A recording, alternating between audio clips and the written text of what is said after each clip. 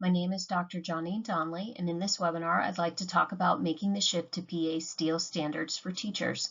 I'm glad you could join us. So a little bit of background about myself so you know who it is that you're going to be listening to in this webinar.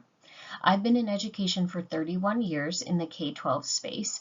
I have elementary, secondary, and post-secondary education experience. I've been a K-12 science curriculum supervisor as well as a director of STEM and agricultural and environmental education. My career has been spent in Pennsylvania, and I live in Pennsylvania, so Pennsylvania is near and dear to my heart. I'm also National Board Certified, and I was fortunate enough to be a recipient of the Presidential Award for Excellence in Mathematics and Science Teaching. I was also a co-lead on the 612 writing team for STEELS, so I'm intimately familiar with STEELS in Pennsylvania, and I look forward to sharing some of that knowledge with you during this webinar. What we're going to talk about today is reorienting to PA STEELS and the shifts that will need to be made to accomplish that. We'll talk about three-dimensional instruction through the teacher lens. We'll talk about the role of several best instructional practices for three-dimensional instruction, including phenomena, notebooking, and sense-making. We'll talk about the implications that this has for the new PA STEELS state assessment and some tips about asking for support from your district. We'll also talk about how to support students and parents in this transition to PA STEELS. So let's talk for a few minutes about reorienting to PA STEELS, what that looks like, and how that's different from where things have been previously. So you can see on the left the Pennsylvania STEELS graphic, and what this really focuses on is a shift away from what we would call an information frame. In an information frame, decisions for what and how students should learn were primarily made by adults. Scientists, teachers, administrators, institutions of higher learning, and decision makers at the federal and state levels. An information frame is heavy on knowledge base, the knowledge of the different science disciplines. And this works great for a lot of students, but we don't just want it to work for a lot of students. We want it to work for all students. So what we've realized is that students need to be the ones making sense of the real-world phenomena and designing solutions to real-world engineering problems. To do this, that means students need to be situated as the scientists and engineers, and we call this a sense-making frame. Another way of looking at it is to say that in the previous information frame model, we would say what was important was knowing about. But under a sense-making frame or three-dimensional instruction frame, the benchmark is now students figuring out. So the bar is set higher. It's no longer about what you know, but what you can do with what you know. So when we say three-dimensional instruction, what are we actually talking about? We're talking about the interweaving of three components: the science and engineering practices, the disciplinary core ideas, and the cross-cutting concepts. And taken together, they're assessed through a performance expectation. So very often the term performance expectation and the term standard get confused. So I want to make sure you know the difference between the two by the time our webinar is completed today. Okay. So let me start with showing you what the previous standard might have looked like in Pennsylvania prior to STEELS. This would be an example. Seasonal patterns of sunrise and sunset can be observed, described, and predicted. Sounds like a very reasonable standard. The assessment would be focused on what students know about that, and the instruction would be one-dimensional in terms of it only has one of the three dimensions, being content. This is what a full standard now looks like. This piece right here in the center would represent the old standard. It would just have been this: seasonal patterns of sunrise and sunset could be observed, described, and predicted. But you'll see now there's a significant amount of information that's included with it that frames this level of understanding. In other words, it frames where this benchmark, this bar, is set in order for students to show that they've mastered this. So if we look at the top, this is what we would call the performance expectation, the assessment of the understanding. We can see that this is coded as 331B, and it says students who demonstrate understanding can make observations. So there's a doing piece, and then we have the content piece, make observations at different times of year to relate the amount of daylight to the time of year. There's also the third component, which is the cross-cutting concept, which in this case is patterns. Many of the performance expectations have all three of the dimensions listed right in the performance expectation. This one doesn't, but I think you can tell from what it says that it's implicit in what's already written. There's also a clarifying statement that tells us that the emphasis is on relative comparisons of the amount of daylight in winter compared to spring or fall. And then there's an assessment boundary, which tells us that the assessment is limited to relative amounts of daylight. In other words, this is a qualitative assessment of daylight, not a quantitative assessment of daylight. And that's important to know. Then the next piece of the standard is the specificity for the three dimensions. So it tells us that the science and engineering practice that's being focused on in this performance expectation is planning and carrying out investigations. They want students making observations firsthand or from media to collect data that can be used to make comparisons. So that's the what students do piece. And then the what students know is the seasonal comparison part right here. And then we've got our cross-cutting concept, which is patterns, the how students think part. Now the pieces at the bottom are also super helpful. And here's a tip. Because three-dimensional instruction needs to be driven by phenomena, one of the places that you can look for ideas about phenomena is right here in the section that says Pennsylvania context. When we were writing the standards, one of the things we wanted to do was to make sure we had local relevant phenomena, which for students is always best.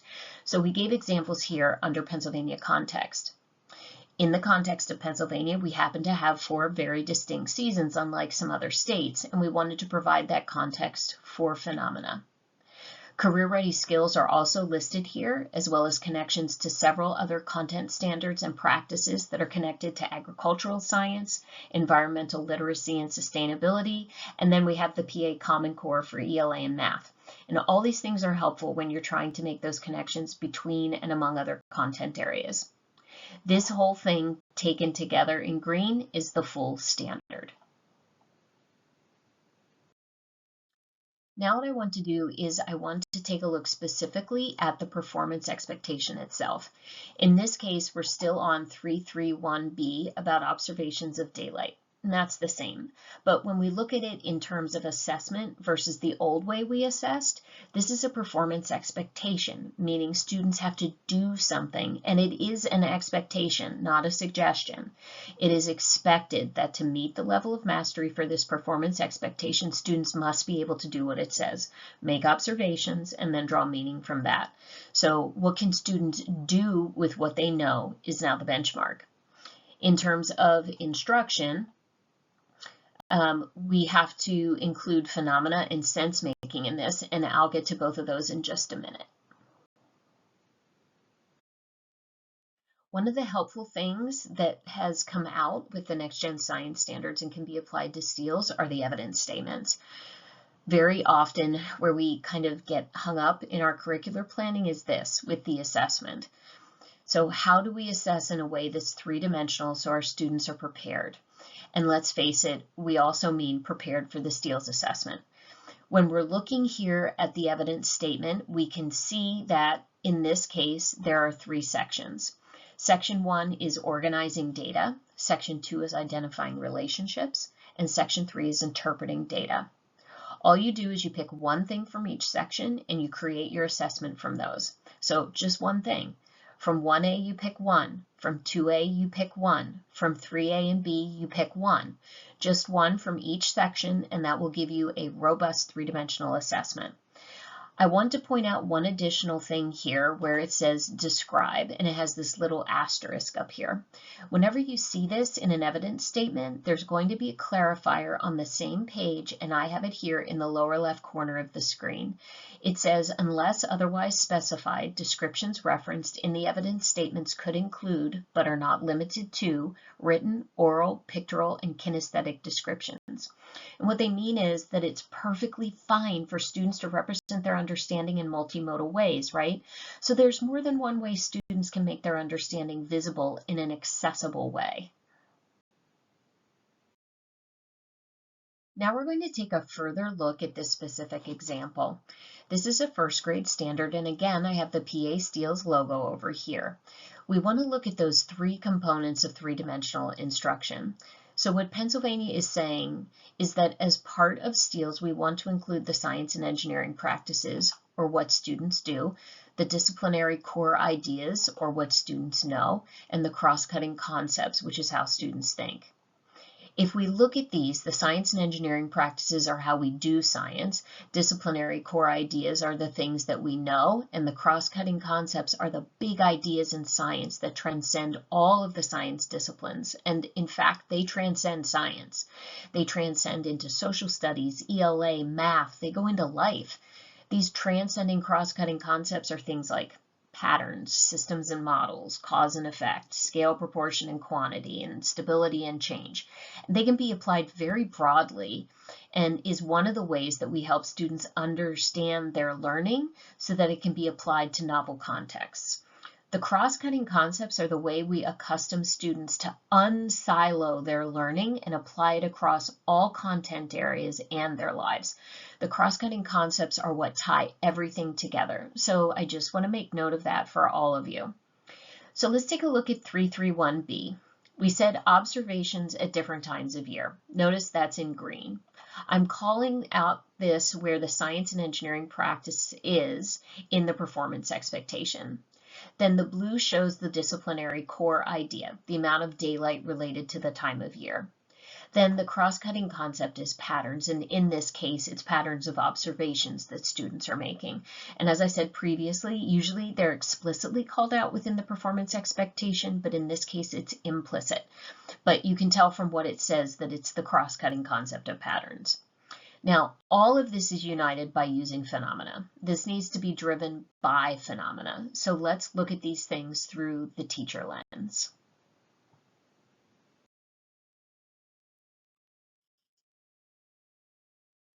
Use of phenomena. This is one of the best instructional practices that we use in three-dimensional instruction. And when we introduce the phenomena, we follow that up with a notice and wonder protocol. When students are presented with the phenomena, they're asked, what do you notice about that phenomena? And then what do you wonder about that phenomenon? And in terms of equity, it doesn't matter what your lived experience has been. It doesn't matter what your reading level is. It doesn't matter whether you have a special education designation. It doesn't matter whether English is your emerging language. None of those things matter because everyone can notice and everyone can wonder. This is the equitable on-ramp to our three-dimensional instruction. You have notebooking, which is critical for students to make their thinking visible. Things may sound one way in our head, but the actual act of getting that thinking out of our heads, either through speaking or writing, is very helpful, and we'll talk about notebooking in a few minutes. Student-to-student discourse is another best practice in three-dimensional instruction, and we really mean for this to be a two-way dialogue between students in which students are sharing their thinking and then students are responding to the thinking of other students. Then we have sense-making.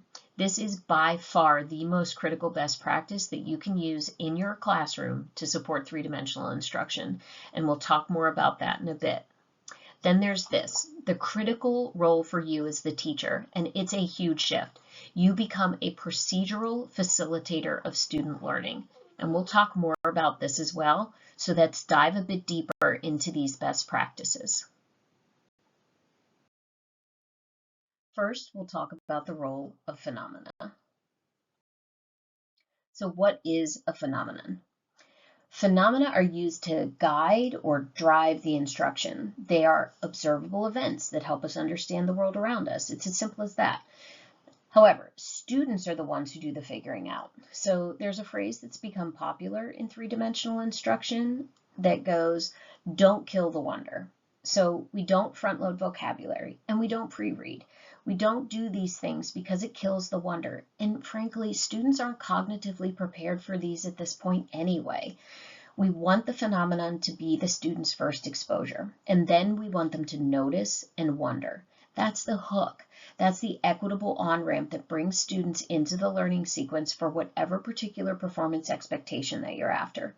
The notice and wonder protocol is what focuses students in the figuring out of the phenomenon, and then student-to-student discourse needs to be embedded throughout. So from the very beginning, but also throughout.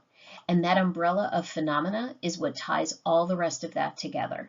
It's the phenomenon that we're using as the driver, and you can think of the co-pilots as the science and engineering practices and disciplinary core ideas and the cross-cutting concepts. They're all hitching a ride with the phenomenon. Now let's talk a little bit more about notebooking. The notebook is used in a bit of a different way in three-dimensional instruction. It's a place for students to make their own thinking visible, and this is very important. We can't crawl inside their heads. We need them to make their thinking visible to us and to each other. So it's the students that need to own that notebook space. It is not a space for students to copy teacher notes. What you want to honor is the agency and autonomy of the students to be able to create a conceptual map for themselves. So we want them to use that notebook in the way that makes sense for them, and that's okay. It's okay that not everyone's language in their notebooks is the same and matches as anyone else's. Students are going to come to a common understanding as they actively investigate the phenomenon, but that notebook is the individual space for them to take that journey. We don't want that to be a place where everybody's notebook says the exact same thing. It's also a record of their best for now thinking. And I like that term, best for now thinking, because in three-dimensional instruction, students are really taking a journey in their understanding of the phenomenon and the content that goes with it.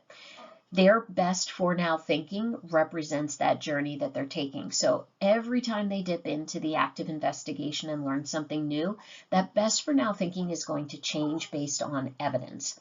And there's going to be a record of that in their notebook. It's also a record of the progression of that thinking and learning that students can go back and use as a reference. So why do we change our thinking? Because we've been presented with evidence that we've critically evaluated and determined based on the data, our thinking needs to change. Students think, gosh, this evidence doesn't support what we thought before, so I need to change my thinking. And there should be evidence of that happening in the student notebook. What components should you find in a notebook? You should find what we would expect to find in a science notebook. We would expect to see observations. We would expect to see data. We would expect to see like sloppy copy sketches, but we would also expect to see some scientific models. And remember, the difference between a model and a diagram is that models have explanatory power. We really want to get students comfortable doing scientific modeling, which means they must have explanatory power. We might also see graphs and tables, and then we would expect to see the use of vocabulary, but only once it's been introduced during sensemaking. So I said earlier that we don't front load vocabulary because it kills the wonder, and students don't have a framework for the vocabulary yet anyway. So we want them to engage in an active investigation. We want them to have student-to-student discourse with each other. We want them notebooking, and we want them to engage in sense-making and discussing it. We want them to have a cognitive framework already established, so they say, oh, that thing that I just did or just saw, that thing has a name, and it's called this. They need to have a conceptual framework to attach that vocabulary to, and once they have that, then yes, we absolutely expect them to use the vocabulary from then on. The notebook is heavily dependent on the active investigation and the student-to-student discourse. So because they're going to be making note of all these things that we just set up here, these things are going to come as a result of the notice and wonder protocol, the active investigation sequence, the discussions they'll have at their tables, the discussions they'll have in the sense-making circle. All of those things are going to end up in some way, shape, or form in their notebook. The notebook should be monitored formatively for notebooking expectations. So what do I mean by that? I mean monitoring, meaning as you're walking around using proximity. You're walking around the room. You have an eye on students and the thinking that they're making visible. You're going to be just briefly looking over their shoulders, checking their notebook to get a sense for yourself in terms of adjustments to your own instruction, right? In terms of what's going on in the classroom next. We can and should hold students accountable for the expectations. What do we expect at a minimum for students to have in their notebook? So at a minimum, we would expect them to record the notice and wonder. At a minimum, we would expect to have them writing their data and their observations. We would, at a minimum, want to see them using the vocabulary in their writing once it's been introduced. It's entirely appropriate to assess for these notebooking expectations. What we should not be holding students accountable for yet in terms of grading is accuracy or a final answer. So we should not be grading for accuracy until students get to the point where what they've written in their notebooks is the final answer. Then we can grade it for accuracy. If we grade student notebooks for accuracy while they're still doing their best for now thinking, we're actually penalizing them, and we're also unintentionally reinforcing a classroom culture of, I better get this right fast because my grade's going to suffer if I don't. And we don't want to reinforce that kind of culture. We want to honor and we want to reinforce for our students that they are empowered to get an accurate conclusion in the way that makes sense for them, right? So we don't want to penalize them with their best for now thinking. But that doesn't mean that we can't formatively assess what's in their notebook or give them feedback about what's in their notebook. We just don't want to grade it for accuracy until they've completed the investigation, they've discussed it, they've made sense of it, and they've gotten their final answer, for instance, in the form of a CER or some other method. So let's talk about this thing that I said is the most wonderful and powerful thing you can do for your students, sense making.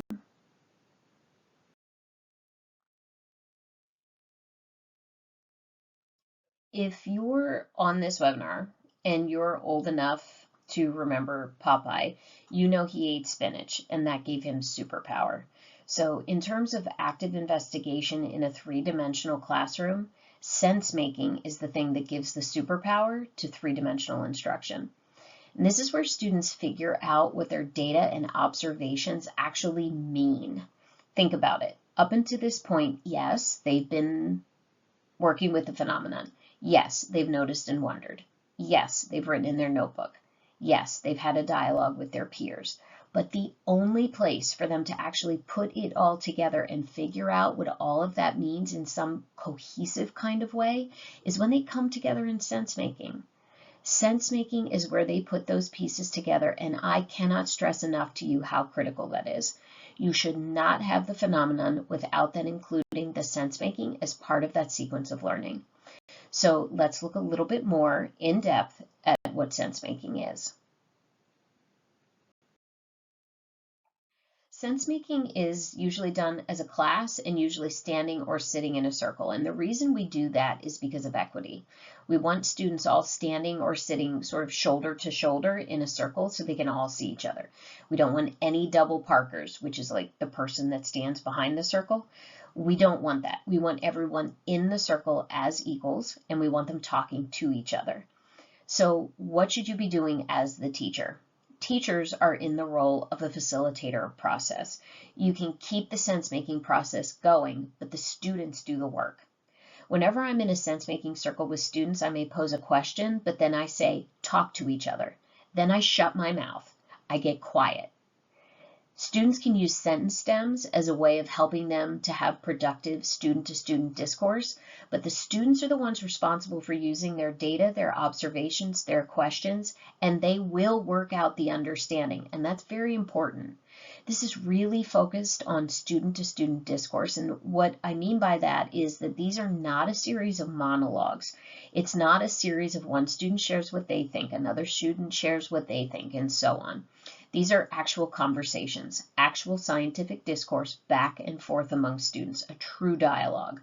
So we have students sharing their scientific thinking with the group, and then people in the group responding to that thinking based on evidence. Students are sharing claims based on evidence, and students are responding to claims based on evidence. And that's why it's called discourse and not a series of monologues. So in the sense-making circle, students often develop class models and anchor charts so they can collectively put their knowledge together, different things that they've noticed or found out as they've been doing the active investigation. And we bring those things together in collective understanding during that sense-making session. It's also essential that when students collaborate together, they're owners of that learning. So if we were to look at a typical sequence of what we would see in a three-dimensional classroom, we would see that we would present the phenomenon. We would go through a notice and wonder protocol. Students would engage in active investigation. They would collect data. They would discuss it at their tables, and they would get together, and our sense making would happen so we can put those pieces together. The students put the pieces together. This is where the majority of vocabulary acquisition happens. It happens during sense making. So once students have talked about, hey, this is what I saw happening, or this is my evidence for these claims that I'm making, and they're talking about those things, by now they have a developing conceptual model of the concepts. Now we add vocabulary. So we as facilitators of process, we as the teacher, we're able to say, okay, this thing you're talking about has a name and it's this. And from that point on, the expectation is that students will use the vocabulary. But you'll be surprised at how quickly it is that they're able to pick it up and retain it once they have that conceptual framework. Another thing of note is that after sense making, that's when you would find the reading happening. We're not pre-reading. We aren't doing reading at the beginning. We almost never do that. Sometimes it happens, but it almost never does. And the reason it doesn't is because the literature very clearly tells us that students, for the same reason they need a conceptual framework for vocabulary, need a conceptual framework for reading informational text. They have to have something to attach that to, so they're not trying to decode everything at the same time they're trying to understand the content.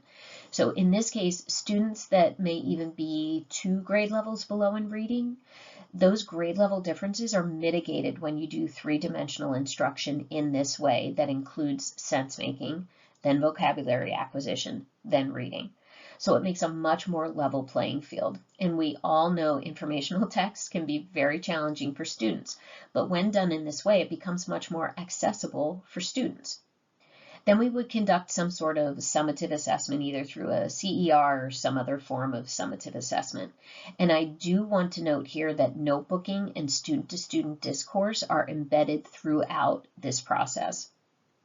One of the other benefits of sense making are the last 2 things on the slide. It enables students to apply their understanding to novel scenarios and develop confidence to persist during those novel scenarios, because the sense making comes from the kids and they get to work that out and come to a place of understanding where the teacher has not led the conversation.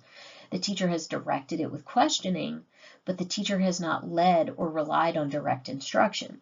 Students are responsible for the thinking and the work. And so as students begin to practice that, they get really good at it. So their tendency to disengage from difficult content, to disengage when the assessment, let's say the state assessment, gets difficult, students are able to persist much longer when they've been accustomed to learning their science in a 3-dimensional environment like this one. I want you to think PSSA. They're going to be able to persist much longer and with much more success when they've been practicing like this. Talking about the STEELS and the PSSA, let's take a look at that. The state's told us, as we all know by now, the fourth grade test is moving to fifth grade in the 24-25 school year. So right now, all of the CDTs have been fully aligned with STEELS, and this is the year that the PSSA field testing, the three-dimensional skills questions, is happening.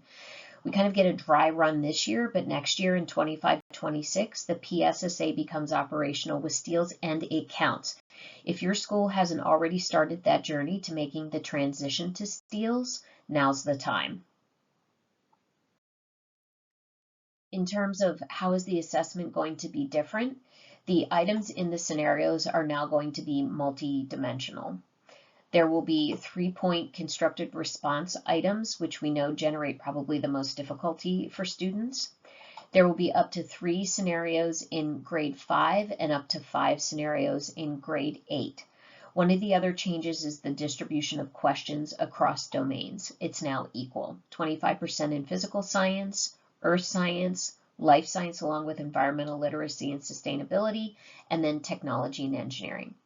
So think about it. When we talk about STEELS, our S stands for science, our T and E stand for technology and engineering, and ELS stands for environmental literacy and sustainability. So all 3 of those are in there in addition to our science domains, and that can make your head swim.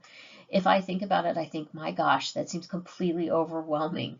But when you're teaching 3-dimensionally with phenomena, it's actually not nearly as overwhelming as it may make you feel. And if we have students regularly engaging with phenomena through sense making, this means that our students are going to be able to meet this challenge of the new STEELS assessment much more readily than students who are not in that kind of environment, especially with the novel scenarios we're going to see on the PSSA. None of us can predict what scenarios the state's going to come up with to put on those assessments, but it won't matter because your kids will be prepared because they're already in the headspace of, I've already been figuring things out myself, and every scenario I've seen is a novel scenario, and I always have to work through that. So this is no big deal when I see it on the state assessment.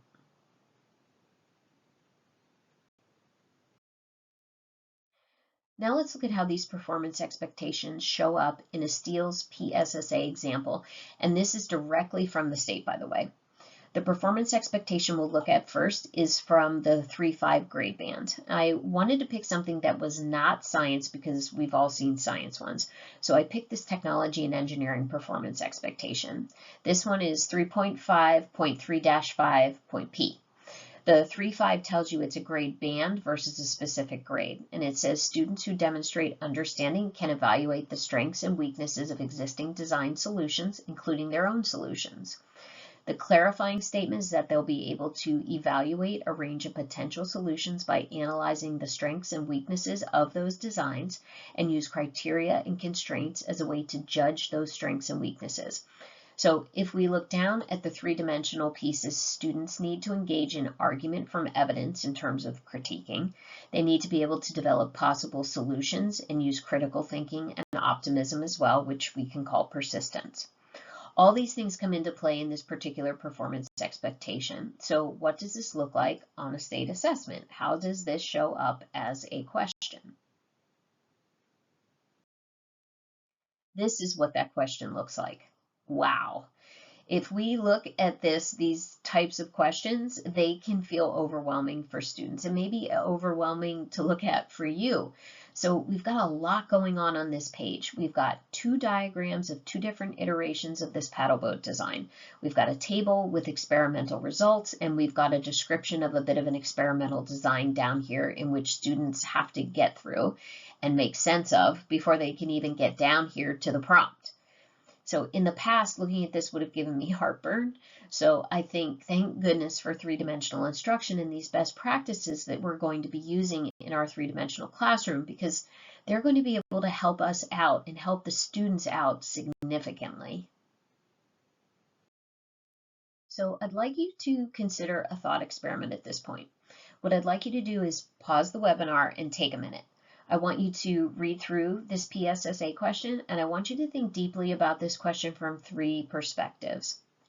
How is engaging in the science and engineering practices and cross-cutting concepts throughout the school year critical to student success on these types of questions? 2, how is engaging in phenomena-driven instruction and student-to-student discourse throughout the school year critical to student success on these types of questions? And 3, how is engaging in sense-making and notebooking throughout the year critical to student persistence and success on these types of questions instead of just randomly selecting an answer? So take a minute, read through the question, and then consider how these best practices in three-dimensional instruction will end up assisting students on the new PSSA.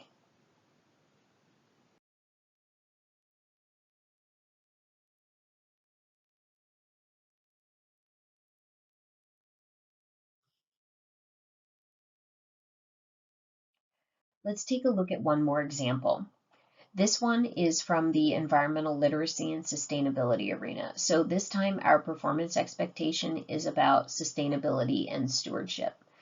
It requires the following. Students who demonstrate understanding can construct an argument to support whether action is needed on a selected environmental issue and propose possible solutions.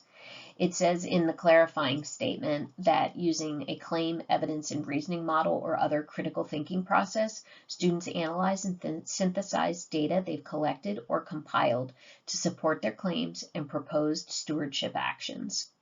Then we have our three-dimensional pieces.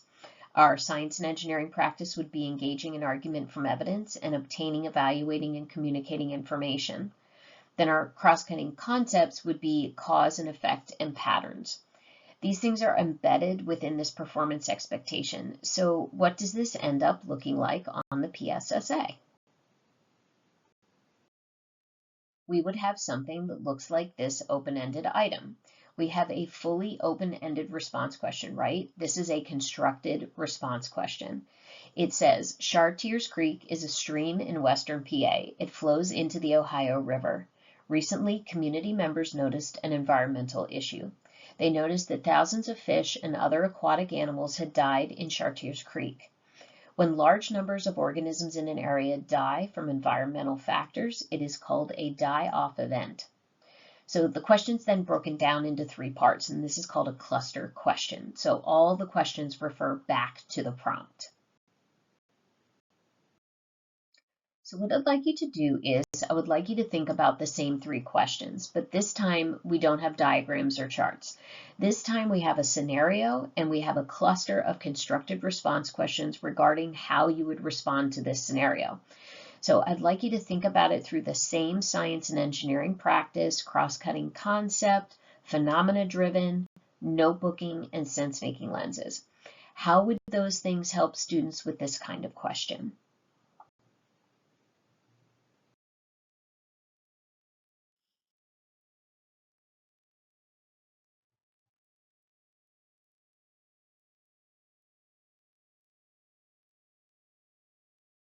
Pause the video again, and on this slide, review some of the benefits for students on the state assessment when they've consistently engaged in phenomena-driven three-dimensional instruction.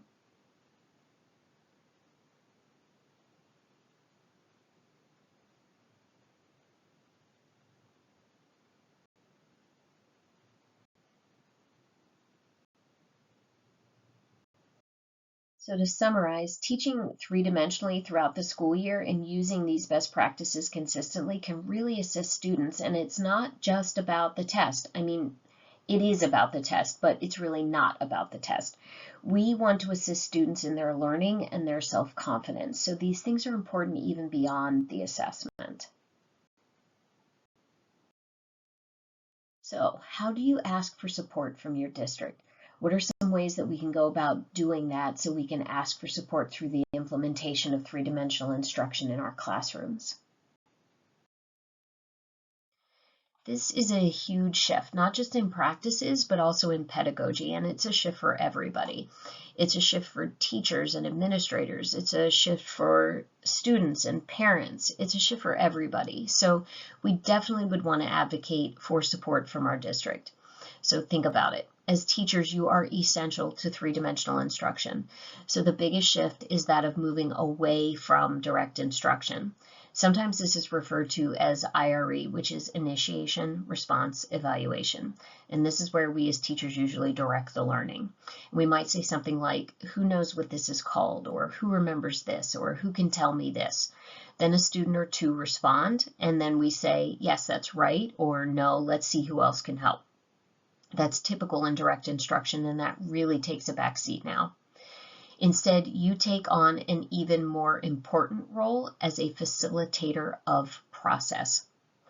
Then you'll want to advocate for and engage in your own professional learning, which becomes so important. You may be doing some of these things right now in your classroom. You may be doing all of these things right now in your classroom, or you may still be new to these things in your classroom. But regardless, you want to engage in professional learning. And we tie our goals to what we value. So one of the ways that you can make sure everyone's pulling in the same direction is to get your year-end goals tied to your three-dimensional instruction. That way you don't have other goals that end up competing for your time and attention. So advocate for time being set aside for lesson planning and curricular development, and advocate that professional development days are set aside for professional learning. As well as time to get together, so that you have consistency within your grade level and across other grade levels. And then you really want to prioritize planning as well as high quality instructional materials when you're doing three-dimensional instruction, along with intentional protected planning time, both individual planning time and common planning. And also of critical importance is sustained professional learning, not just a single time, but sustained professional learning that's done planfully.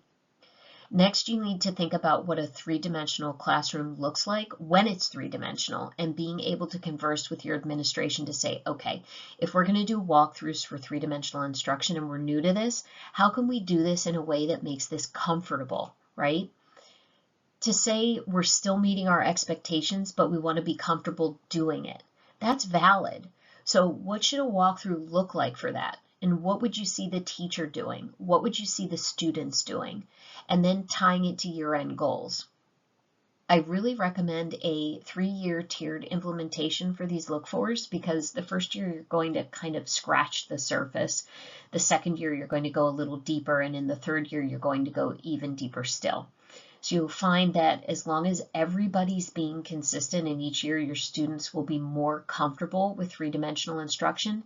They'll jump into the three-dimensional routines quicker, and they'll retain information even longer. So the longitudinal benefits resulting from year-over-year consistency are well worth it. So be intentional about your implementation.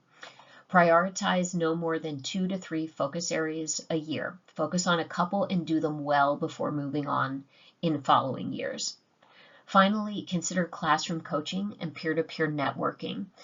You can be of tremendous support to each other with your experience now and sharing your experience moving forward in that three-dimensional journey. Classroom coaching and peer-to-peer networking can be very valuable tools. Let's talk about how to support students. So here's what we don't want for students. We don't want them walking into class and thinking, what the heck just happened? This isn't what science class looked like before. So how do you help orient students toward the changes that will happen in a three-dimensional classroom? You want to work with your district. It's important to have a common introduction to three-dimensional instruction so that students are hearing the same message across the board. It's important to work with your district to develop what that communication looks like. Consider communicating the comparison of the two. This is what instruction looked like previously, but this is what instruction will look like now. This is what you can expect now. These are the elements of three-dimensional instruction, but do it through a student lens with student-friendly language. Also, it's really important to communicate the why. And the why goes way beyond assessment. I said previously that we want consistency in three-dimensional instruction within and across grade levels, and the same goes for communication. It's that consistency that allows students and parents, quite frankly, to understand the changes, because those changes are consistent in terms of pedagogy and practice, and so is the communication of those changes. To wrap up, let's look at how we support parents. If you haven't already started communicating with parents, start now. Same as before, communicate consistently regarding what changes are being made and why those changes are being made. So here's some of the whys. One, it's not just about the new state assessment. Students are in an increasingly STEM-forward world, so the emphasis in three-dimensional instruction is on what students can do with what they know, and we have to allow students to figure these things out. This is driven by the interweaving of the science and engineering practices and the cross-cutting concepts. So even if kids don't go into a STEM field, they're still in a STEM-forward world, and they are going to be surrounded by decisions that they have to make that are all novel scenarios. So they need to be able to feel the confidence and empowerment to have the experience to be able to handle those. So whether they're going for STEM or not, these are life skills that we're actually giving to these students in addition to science skills and engineering skills. Let parents know that direct instruction is going to take a back seat because you have a more important role now. Your more important role is to facilitate process. If you don't communicate that with parents, this could be awkward. A parent might say, "What do you mean you're not teaching my child? This doesn't look like how I was taught, and it doesn't look like how my child has been taught." Actually, you're doing the biggest favor and providing the most wonderful gift to their children. You're allowing them to be the learner. You are facilitating that process, and it's critical. We want to increase student engagement, learning retention, persistence, equity, and students' interest and confidence in themselves. These are the real why behind why we do three-dimensional instruction. In three-dimensional instruction, students are decision makers in their own lives, and so they need to be comfortable with these types of contexts where they have the autonomy and empowerment to engage in their own learning. And you want to make sure that the resources that you provide to parents are carefully chosen and that they're from state and NGSS approved sources. And then finally, consider communicating in ways that grab large numbers of parents, like school newsletters, the parent portal, your teacher web page, and the district website. Back to school night's also a good time, but you don't want to wait until back to school night to begin communicating. We want to communicate early and often and consistently, and that really helps head off a lot of the question marks and allows our parents and our students to embrace this way of teaching. We want to be transparent and proactive so that the transition happens with them instead of it feeling like it's happening to them. Remember, parents can be our strongest advocates. We've covered quite a bit of territory in today's webinar, and I want to thank you for your interest in making the transition to PA STEELS. If you would like more information, please feel free to reach out to me at janine.donnelly@schoolspecialty.com, and I wish success to you and your district on your PA STEELS journey.